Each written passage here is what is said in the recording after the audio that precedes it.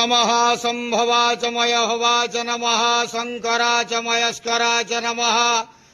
प्रभो धवलेश्वराय वालालिंगाय नमः दीपं ज्योति परं ब्रह्म दीपं ज्योति जनार्दनः दीपहरतु मे पापो पूजा दीप नमस्तुते बाबा धवलेश्वराय वालालिंगाय नमो नमः संसार सुखी रखंतु आज शुभ शुक्रवार रे समस्त श्रद्धालु भक्त मानू को आश्रीपद करंतु मनस्कामना पूर्ण करंतु कर्म क्षेत्र उन्नति करंतु ग्रहरिष्ठ खंडन करंतु जगतर मंगल करंतु विश्वर कल्याण करंतु आपणकर नाम प्रकाश करंतु सेवकर डाक श्रवण करंतु समस्त गुआवसा भक्त मानकर मनस्कामना पूर्ण करंतु